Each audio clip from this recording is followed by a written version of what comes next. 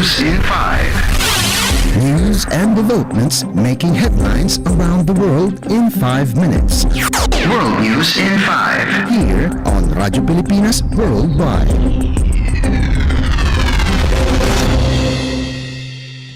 This is World News in 5 here on Radyo Pilipinas World Service.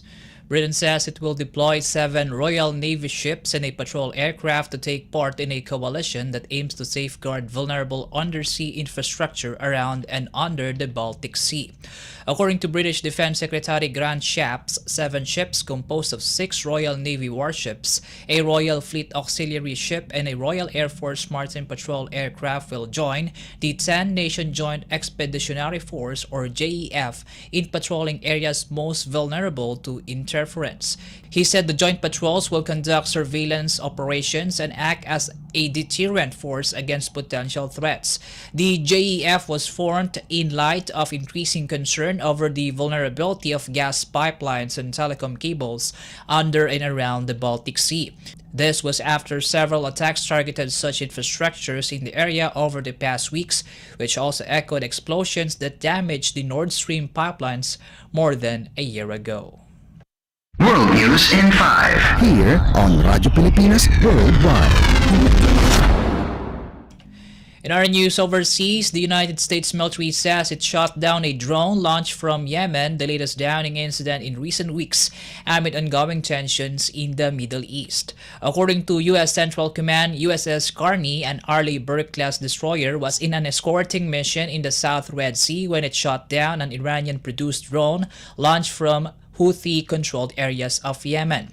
Although the unmanned aircraft's intentions are not known, the command said the drone was heading toward the warship, adding that at the time the destroyer was escorting 2 ships, one of which was carrying military equipment to the region.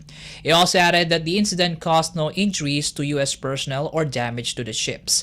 The latest incident follows a similar interception in October of several cruise missiles and drones that were launched by Iran-aligned Houthi movement from Yemen toward Israel. The United States has strengthened the defense of its interests in the region as several of its bases and facilities, particularly in Iraq and Syria, came under attack from armed groups sympathizing with the militant group Hamas in Gaza.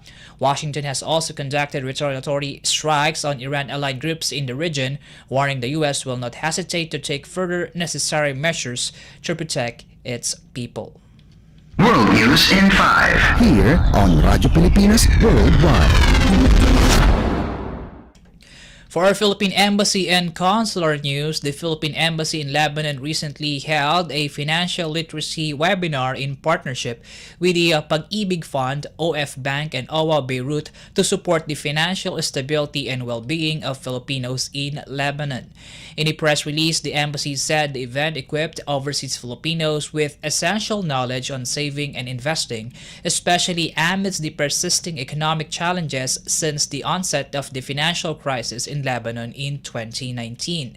In his opening remarks, Philippine Ambassador to Lebanon Raymond Balatbat underscored the importance of the webinar in achieving the government's long-term vision that Filipinos' migration for foreign employment will be driven by choice and not by necessity. He said it can be achieved by ensuring inclusive growth where all Filipinos have access to financial investment and savings mechanisms and other sustainable means of support.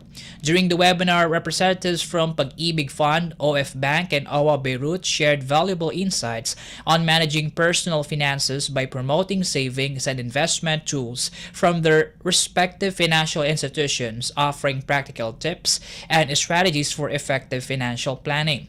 Various services and support mechanisms available to overseas Filipino workers were presented to strike awareness and provide participants access to said resources at their disposal. An interactive Q&A session also allowed participants to engage with the speakers and facilitators in addressing specific queries and concerns related to the personal finances.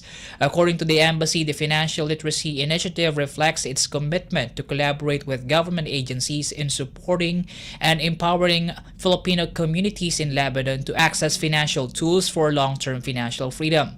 Following a series of repatriation flights from Lebanon mounted by the Philippine Embassy since 2018, around 17,000 Filipinos remain in the country. Around 95% of them are household service workers who are vulnerable to the impacts of the volatile security and economic situation. With this, the Philippine Embassy encouraged the Filipino community to stay connected and participate in future financial literacy activities. World News in 5. Here on Radyo Pilipinas Worldwide. You just heard World News in 5 here on Radyo Pilipinas World Service. This is Peñano. Good day. World News in 5. News and developments making headlines around the world in 5 minutes. World News in 5. Here on Radyo Pilipinas Worldwide.